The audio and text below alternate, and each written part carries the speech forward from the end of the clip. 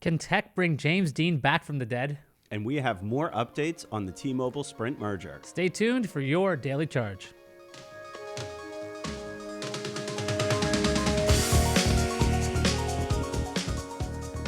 Welcome to the Daily Charge. It's Thursday, November 7th. I'm Ayaz Akhtar. I'm Ben Fox-Rubin. And here are today's top stories. The Hollywood Reporter ran an article that says James Dean will be brought back on film. Now, James Dean has been dead since 1955. Also, the role is considered the secondary lead. So you're going to get a lot of CG James Dean. The film is called Finding Jack, by the way.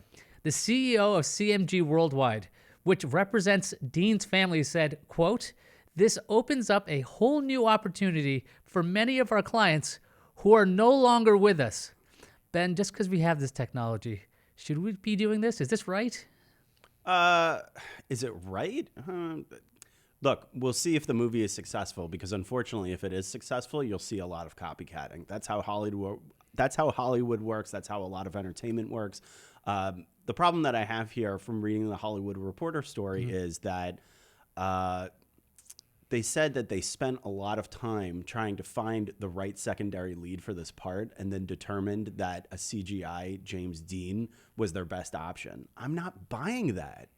Yeah, I mean, how bad is your talent pool such that you can't go like, It's hey, not you know, possible. like James Franco's pretty close. Like, he kind of looks like him, Sure. trying to do the role, maybe, or maybe you can find an unknown. But yes, definitely sounds like a gimmick. But the idea that the talent agency is like, oh, a lot of our guys happen to be dead, we can bring them back. It just sounds like a terrible, terrible idea. So if you want to look at this very cynically too, this has the possibility, going back to your James Franco example, of avoiding having to pay very large sums of money to living, well-known actors, and instead putting a completely unknown person in a CGI outfit and then slapping a James Dean skin on them and then calling it a day. It is entirely possible that they would save a lot of money doing this, but I'm not really sure what the dollars and cents are here. So you're thinking that there's going to be a mocap man or mocap person running around on stage with whoever the actual lead is. What is mocap? Motion capture. Mocap. Okay. Yes. I am totally with it.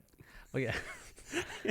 So they are hiring an actor to do the voice, though, of James Dean. So the question whether this is a terrible idea. I don't love it, and we've certainly seen other examples of this before, but certainly not for a lead character. Like, for instance, Carrie Fisher is a good example, where they did a young version of Carrie Fisher for one of the Star Wars movies, but young Carrie Fisher didn't exist anymore. She was older Carrie Fisher at that point. So it's in that part, it's unavoidable, and I'm more okay with that example. I don't know. I'm really curious what this is going to do. Could this CG James Dean win an Academy Award? Is it possible? You're hurting my head, I.S. Okay, so let's put that aside. I just don't know. Let's put that aside. We're less than a week away from the launch of Disney+. The company announced on Twitter that Avengers Endgame is coming to the U.S., Canada, and the Netherlands on November 12th, which is the launch day. Originally, Endgame was supposed to hit the new service on December 11th. Ben, why would Disney need such a heavy hitter on day one? They're flooding the zone. It's pretty obvious what they're doing. They're really trying to push as much content on day one as possible in an effort to try to beat out Netflix and everybody else, HBO Max. There's just so much competition in the streaming world right now. Disney Plus has a lot of people's attention. I think Apple TV Plus just launched, right? So why not Endgame? You were going to add it in a month later anyway, so just throw it all out there. Well, here's why. Because what about the server load on day one? They're flipping the switch on a Tuesday. People will have tons and tons of content to watch, including that new Star Wars television show, that brand new original that nobody's ever seen. At least Endgame's been out for a while, so people have seen it. They've seen it on home video already. Now it'll be on the streaming service. It just seems like a smarter idea would be to kind of stagger out your releases to see how your network responds, because if everybody goes nuts about this relatively cheap service, they could be facing lots of delays. Remember with HBO and when it came to Game of Thrones, people were seeing terrible compressed versions of video, if they could see it at all. Lags, So what do you think about that? Is Disney super confident in themselves? It's a great question. especially because you're mentioning the Game of Thrones example. My immediate impression here was a company the size of Disney should be able to mitigate some of those issues. If you remember, they purchased BAMTech a couple of years ago specifically to be able to manage large streaming loads. So if they're not prepared for what will happen on the 12th, which is very, very soon, then that's their own damn fault. Like that's they should know what's coming. So but at the same time, you make a good point that this happened to HBO. Game of Thrones is obviously also super popular. So it is possible they may end up with some egg on their face over this, but hopefully they've prepared themselves properly. Yeah, we're otherwise looking at a bunch of Wednesday stories saying, I couldn't watch anything on Disney+. The world's over. I'm going to have to wait till, tomorrow. Yeah, exactly.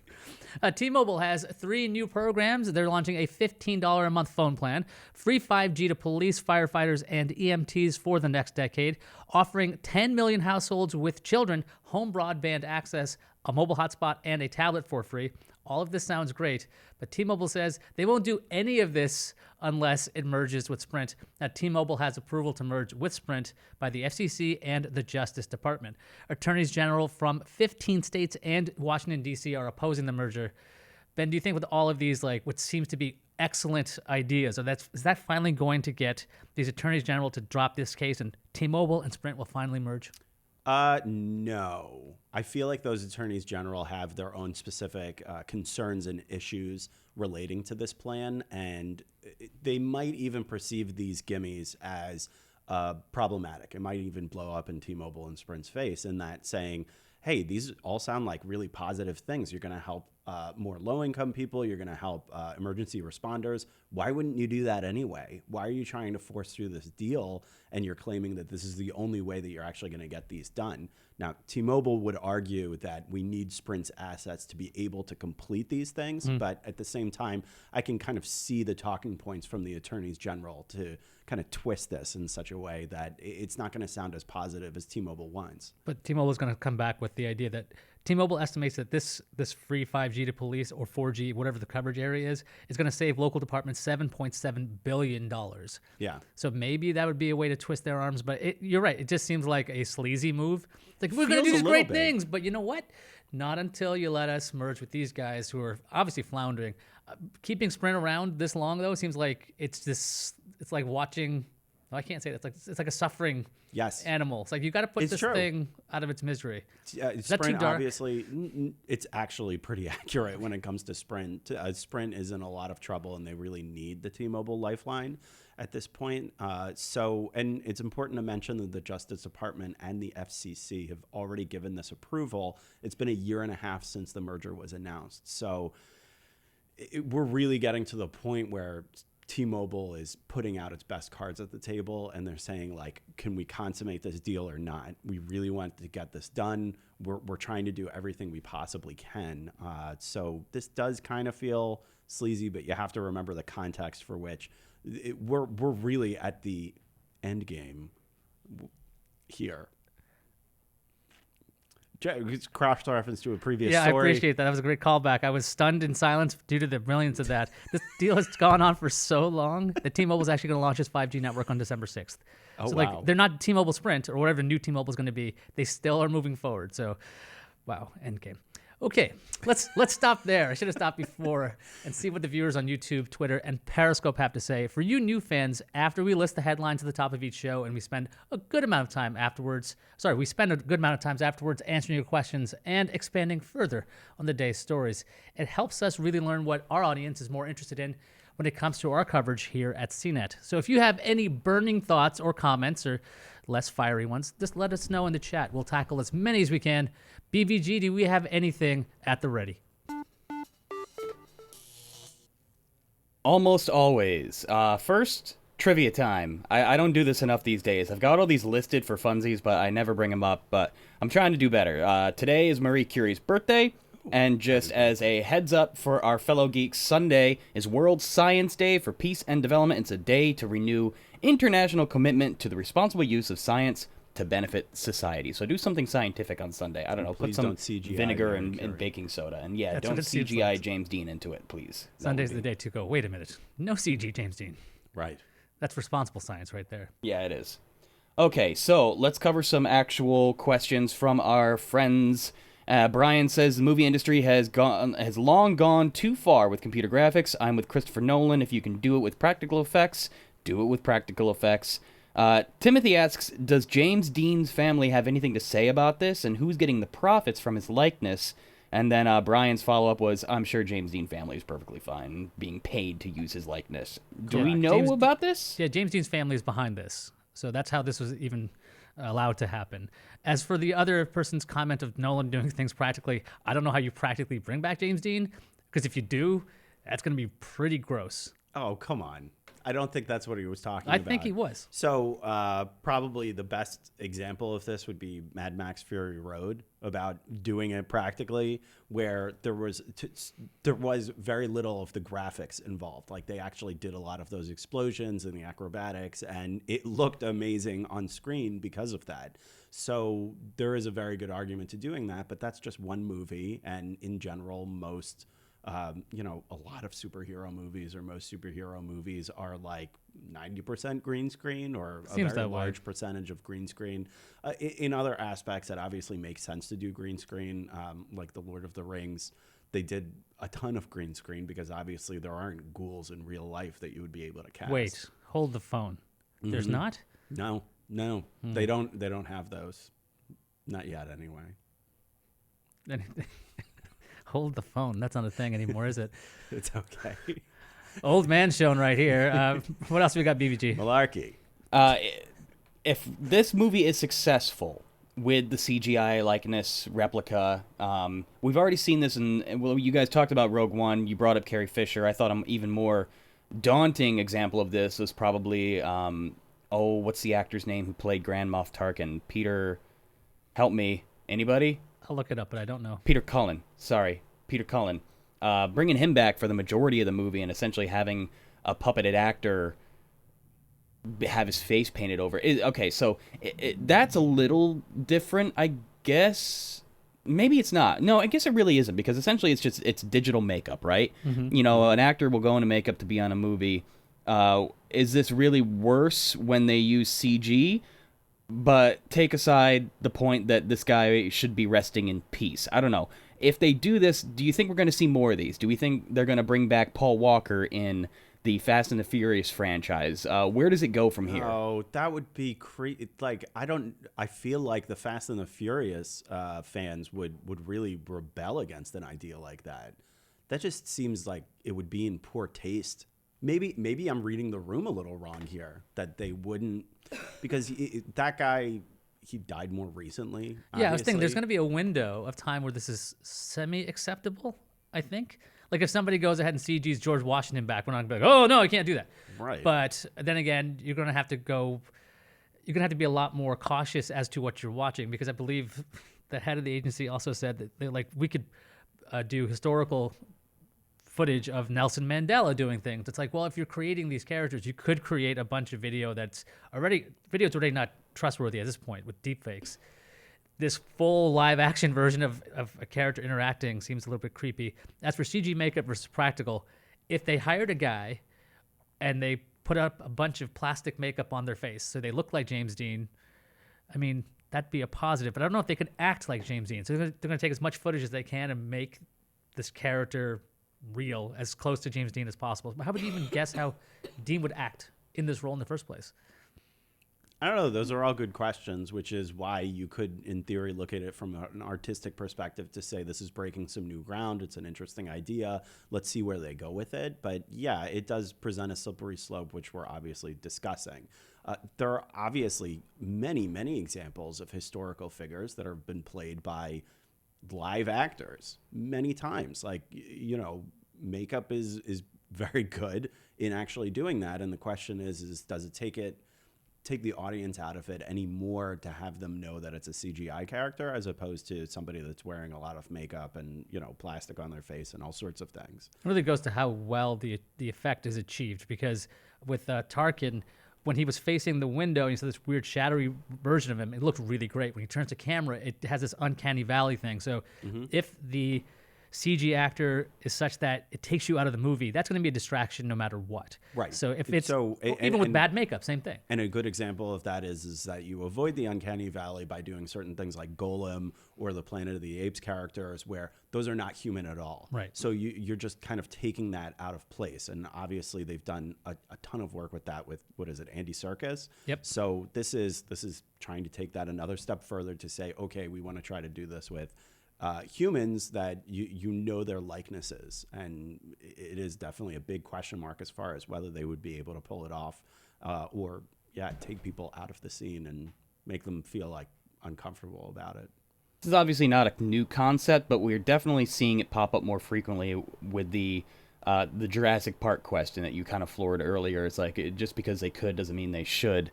It seems like a lot of stuff going on in tech these days is like, oh, the technology's fascinating, but the ethics and philosophies are totally screwed. Why are we going down this path?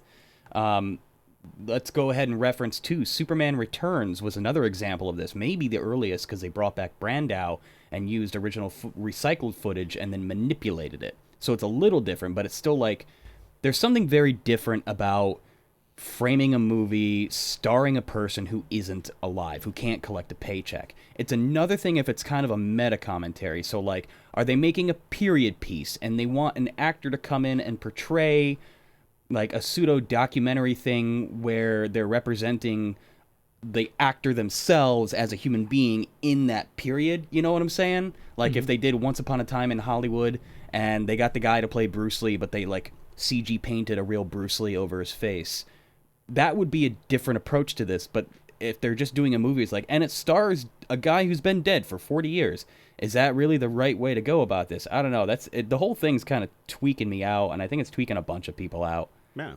I unfortunately, or whatever, fortunately, unfortunately, whatever, the barometer will be if people watch it, if people like it, and if it's good. If it's good and it's presented well, then you'll probably see more of this. If it's done in a tacky fashion or the movie sucks, then maybe this would kind of push that back and you wouldn't see as much of it. Yeah, why is this happening? Money. That's pretty much it, because we're talking about this story, and I don't know if this movie Finding Jack would do so well or get this much coverage based on its plot. I believe it's talking about abandoned dogs after the Vietnam War. Yeah. I'm not making that up. That's a bummer. That's not, yeah. So that's an important thing that happened in history, but would that really sell tickets? James Dean coming back, that might sell tickets, although I don't know who your audience is, because since he's been dead for so long, his impact on modern society probably not as great. So they're like, oh, well, they're like, oh, it's James Dean. He's a new actor. I've never heard of him before. It's like, yeah, because he's been dead for a long time. You're not going to watch new stuff with him. Yeah. What if I don't know. What if, okay, so just because we've had Roger replaced with a CG actor for 6 weeks now, put that aside. What if you guys couldn't be on the show anymore, but we got a CG fill-in for you? How would you feel about that? Like, I'm dead? Am I dead? You don't have to be dead. Well, I mean, are we allowed to script our own stuff, or is it somebody else writing our words? I don't know. No, I think we may be on different wavelengths here. Let's say, like I had a sick day. you were sick, and I put a CG actor in your place and said it's Ben. How do you feel about that? Just get Joan to do it. Like, there's other people. I think I'm fine with it as long as I can script what the CG version of me says, because I don't think. Maybe you guys know me better than me, but I would rather have my own ridiculous commentary. So what you're saying is you would rather be able to submit a script of paper that you did in advance and then not have to do any of the actual work around it. Well, I did see this. I think Adobe has this audio thing where you can just feed it a bunch of samples and it can just craft everything else from what you said. And that'd be great. I think sometimes when I run into some words I can't say, or I have this weird noise when I talk. So I think that'd be kind of neat. I am interested. I know I always come across as the negative one of the show, just a head shorter than Alfred, but I'm looking forward to this crashing and burn. It was one thing in Rogue One when the characters were supporting actors, but Storm King points out that this movie, Dean is the lead. Secondary lead. But Secondary, it but is that true. movie has Storm to King is carry right. on his shoulders in some fashion. That's a big difference. That's a lot of uncanny valley to deal with at an extended period. So if it fails, it's James Dean's fault, man. Nobody loses here. What's he gonna do? Get angry? He hasn't No. been in the papers forever. We're- The we're- papers, see? Are we in an earthquake, by the way? There's construction that's been going on. I don't know if people hear this. Yeah, There's you can hear construction it. that's been going on in the building. So if something falls on my head during this episode CG Ben is coming in. and you CG me, just make sure that he's just as good looking and smart and has a lot of really good lines. All Sounds right. like a great idea. Moving on, with T-Mobile's announcement, this is whether it's an excellent idea or not, you still have to give credit to them because all the other carriers are doing nothing to improve the overall customer service. I'm not. Are you guys T-Mobile? Who here is a T-Mobile customer? I'm Verizon. I'm a T-Mobile customer. Okay, so what's your takeaway on this? On their ridiculous plan, Yes, they're just trying to get this deal done with. as a customer. As a customer, I don't really care, honestly, what they're doing because, like, okay, their network is solid in several areas where I am, but I would never choose it otherwise because the coverage area, the speed I've had with their service in remote areas, just abysmal. So I used to be a Verizon customer because no matter where I went, I seem to have coverage everywhere. Which is, yes. Which that is why- generally what I've experienced as a Verizon customer since I've been in college. Which is why they can say, we don't care about you. You need us because we're going to be there and T-Mobile won't be. So Right. just deal with it. And so you deal with it, and that's how it goes. So yeah, are the other companies moving forward? Yeah, they're putting infrastructure in for 5G, right? They want to be able to charge you more. They're trying to figure out how else they can modify the word unlimited to not mean unlimited because every one of them is doing that. Then you've got AT&T busy with its own stuff like, oh yeah, we got HBO Max and we got this other stuff. We'll they're be the trying to pipe bundle. and the content. We're trying to Yeah. figure out how to get people on both our services at the same time. So I don't know if they're doing anything great for customers so much as they're doing great things for their companies. For T-Mobile, if it does sound nice that they would have a $15 a month plan, give people more access, but when you ran out of your data, you don't get anything else. You have to pay extra for more data. So it's not like where you get throttled to something slower. And they have another $25 plan with a higher cap. So I think it's good PR as long as they don't say the second part. But that's why we have good reporting that says, oh, by the way, this is a conditional kind of plan. So T-Mobile is obviously the low-priced player in the market. They've been trying to push that for a really long time. Sprint has also tried to do that, but T-Mobile has been more successful there. So the argument that they're somehow doing right by customers, I think that's a little facetious in that this is a clear business strategy that they want to be the low-priced player. And obviously they have to be because their service is worse than the two other much bigger players. So T-Mobile has definitely succeeded in getting a lot more customers in the door while improving their service over the past couple of years. But there is a reason why Verizon, as exactly why you said, prices the way that they do, because they can, because their service has generally been better and more reliable. And there are plenty of customers out there that say, if I'm paying for phone service, I want to make sure that phone service works regardless of where I am. So anyway, that's just my caveat on that, to say that just because they're trying to lower prices, that's they're trying to do it for themselves too. This Right, is increase not- subscriber base. Right, exactly. They're not. It is not generally like they're not a nonprofit. They're not in the business of just like handing candy out to kids, except maybe on Halloween. So it's important to just remember that they're not on your side. I've got in a question. general. I've got a question for you. You know how the Verizon guy, the Can You Hear Me guy, became the Sprint guy? Mm-hmm. So should That guy is. Let By me- the way, he's the one that's making all the money. He Well, so smart. let me what ask that you this: guy did. If and when T-Mobile and Sprint close the deal, do you expect the Sprint guy to become the T-Mobile guy? Yes, because he just can't not have a job in telco. Like people will revolt. They'll be so angry That's if true. they don't, and if they don't have him, they're gonna make a CGI version of him. You better believe it. Storm King asks, is the T-Mobile deal a merger or is this an acquisition? It's technically a merger, but the surviving company is going to be T-Mobile. I think They call it T-Mobile new is T- buying Sprint. Yeah. T-Mobile is buying Sprint. Sprint's very much been the laggard here. So T-Mobile is making the purchase, but they always try to play it up as Yeah, it's a merger of equals. It's not. there's T-Mobile that, is taking over Sprint. There's tax structures. There's all kinds of fun technical reasons why it'd be called one or the other. But yeah, T-Mobile's the company that's surviving. They call it New T-Mobile because that's just a simple name. Kind of like when Disney bought a bunch of Fox assets and the remaining Fox was New Fox for a little bit. And the hope is that with Sprint's assets, because they are national assets, that your service and plenty of other people's service will be considerably improved. That's at least what T-Mobile is hoping. They're going to be using some of that old Nextel data and Hey. assets that Sprint bought Why a long not? time ago. All right, a little bit more about AT&T. Oh, sorry, no, T-Mobile, because Timothy's asking, do you think T-Mobile would take over AT&T as the second largest carrier once this merger has been completed? Not a chance. I think AT&T, because of HBO Max and all the ridiculous perks they're trying to put together with that, is they're going to somehow leverage their content to their wireless services to the point where you want the content for free, so to speak, all these deals. So you might just go to AT&T with that. I don't think T-Mobile can offer that other than their zero-rated Spotify's and Netflix, that kind of stuff, because they don't offer any kind of content yet, as far as I know. Well, they can partner. Like you They do said, have a TV service. there are different partnerships that they Right. could do. But you're right that AT&T obviously saw this entertainment package as an important way of trying to draw in customers. A good corollary is Amazon Prime, where you get it for the shipping, but you also have the video service. So there are a number of ways to like hook in customers. All right, got a couple minutes left. Let's see what else we can get through. Imagine Sagi says the CGI wave is too much. The James Dean project should not be allowed. Also, if these projects become normalized, who's going to start getting the nominations and awards when they actually do succeed? Visual effects would probably get a lot of the awards. As for the, I guess, we really need to talk to Andy Serkis. Yeah, again. Andy Serkis has won awards. I'm pretty Right. confident of that. But Caesar from Planet of the Apes cannot win an award.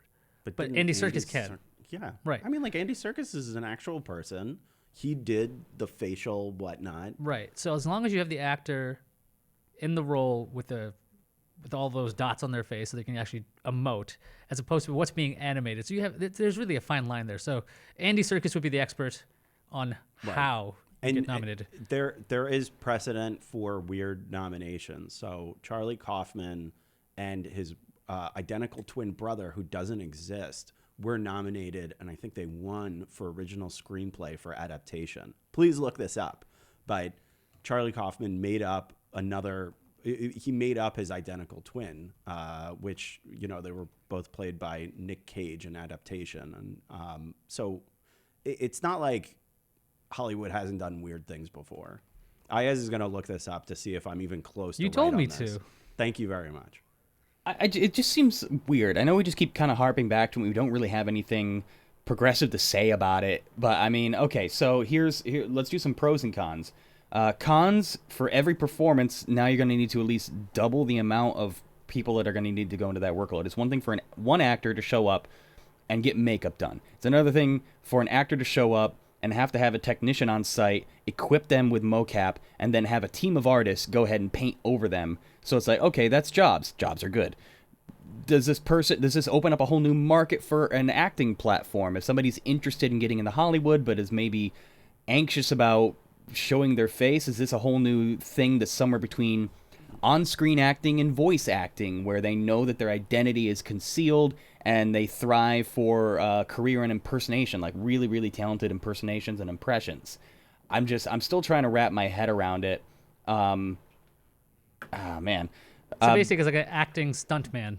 So it's not just doing the stunts; it's the act man at this point. There are versions of that already so in Hollywood, like body doubles and voice actors and There's things like that. There's also like the idea that you need a technician on stage and all these other kinds of stuff. I mean, Marvel movies, they have all kinds of bizarre CG things that you didn't even realize. Like every end game, the costumes, that white, black, and red thing, that never existed. It's all CG. That seems so unnecessary. Well, they hadn't finished the design, so they had them with markers, and they did that.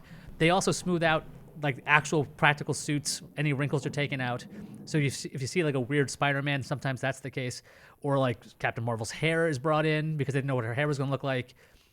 There's a lot of this stuff happening right now. It's a higher end and much more expensive process. So I guess the question is, how can this be done? I mean, what's going to happen is, I don't know how many jobs will be created, because you're thinking, okay, this is a bigger budget movie. What do we do to cut budget?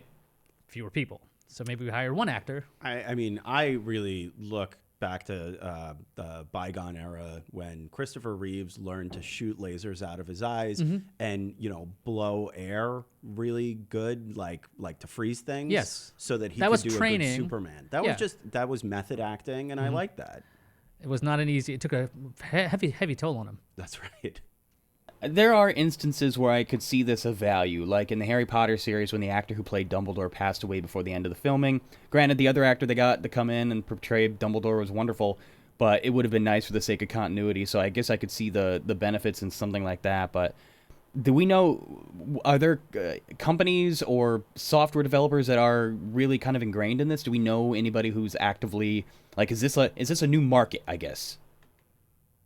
I guess it depends on this experiment. The question is, it's one thing if you're doing side characters or you're doing the unnatural character. Is ILM specifically or somebody, is this going to be like a new division for them?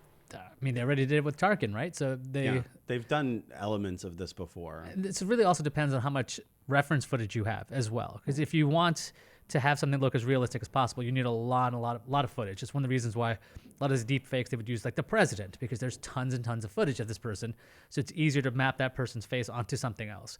But if you only have like a couple of stills, I think there's a Samsung deep fake UI or AI. There's a roller above my head, so excuse me for my train of thought being lost there. It's okay. They did a talking Mona Lisa based on Right. that one shot, and it does look okay, but it's because we don't know Mona Lisa. The more if you knew the character, you're like, oh, wait a minute, that doesn't look exactly like that person. They don't sneer that way. They don't laugh that way. So you need a lot of footage. So is ILM working on this? I bet. There's them and Weta. There's like the top two when it comes to effects. So I would bet that's happening.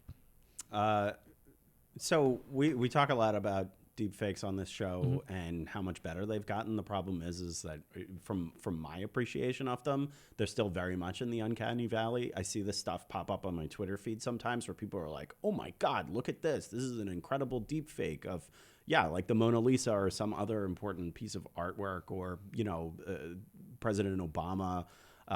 But it looks really good for what it is, but you can always sense that there's something slightly off with it. And that sense of feeling like it's slightly off, is that going to take an audience out of an entertainment experience? I know I've kind of made that point already, but that's really the concern, or that's really the question there. So when you're talking about the Avengers movies. The Avengers game looks like a mess to me. That's a whole other thing. So, but I didn't know that. I about the volunteer costumes. as tribute. I didn't know that about the costumes, so it didn't take me out Right. of the experience at all. And like hearing about it afterwards, I'm like, okay, that's fine. It was the same thing as with The Hobbit, where they did, camera effects to make Forced the perspective. Hobbits, forced perspective to make the Hobbit look, Smaller. shorter than they The actually bigger guy are. looked bigger. Yeah, I exactly. think it's like a wizard or some kind. I don't know. I don't I'm know not either. sure. Sally and I were just talking about how in The Fast and the Furious, how Paul Walker tragically was taken away from us, but they were able to conclude his story arc and give him a send-off by recruiting his brother and his family to kind of come in and do that. There are ups and downs to this. I'm interested to see where it goes. Obviously, the technology is fascinating. Like I mentioned before, it's all about the philosophy now about where they go with this. How does this differentiate between someone acting and portraying someone else, and then bringing like Michael Jackson back from the dead and throwing him on a hologram up on stage using recovered footage? How is this different from that? How is this different than acting? No. So having a film with an actor portraying a character, but the character was a real person, and they use that real person's likeness to CG paint over them to try to make this pseudo-seamless. That's less genuine or more genuine than when they do a concert and have Michael Jackson come back in a hologram form and call it a Michael Jackson concert. Are these two different things? Yeah, I mean, if you're essentially reusing footage of a performance and you're making it into Pepper's Ghost or something, that doesn't seem so crazy. That just seems like you're projecting a already existing piece of footage. If you've recreated the whole thing and maybe slapped a face on Michael Jackson, in this case, running around, and you've slapped the face onto an actual dancer so you could have a 3D presentation, I guess that's a little stranger, but that's more of like a performance. Something about a movie is a little different, I think. I think people, they'll watch, in the old days, we'll look at iTunes visualizers while music happened. It doesn't matter really what you're watching, I think, with music. When it comes to acting, though, a lot of that's in the face. So I think there's something inherently different with acting versus musical performances. So I who don't else? really think they're that different. It's, you know, profiting off of dead celebrities one way or the other. So But it's easier to do that with musical acts. An unreleased song, we finished it for you.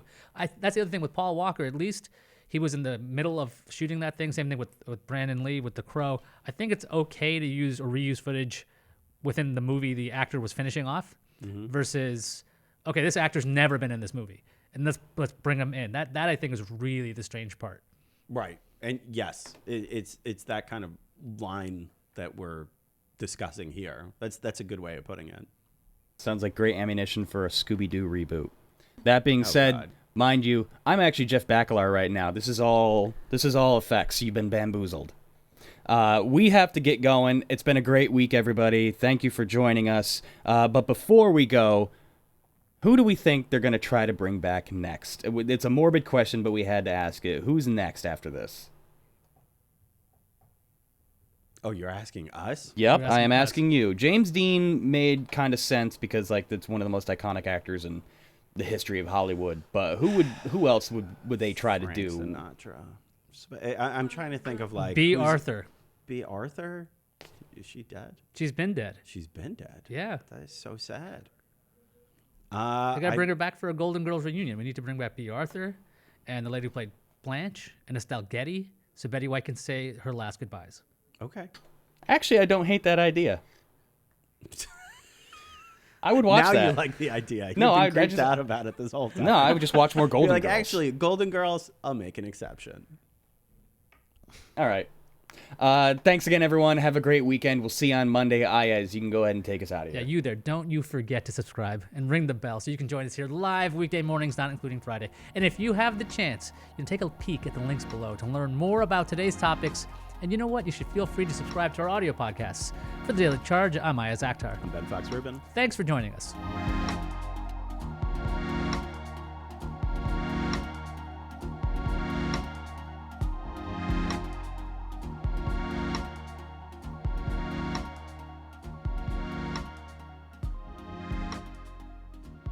Can't get enough? Check out the Daily Supercharge, our extended post show with special features, audience Q&A, and in-depth reviews. Available now wherever you get your podcasts.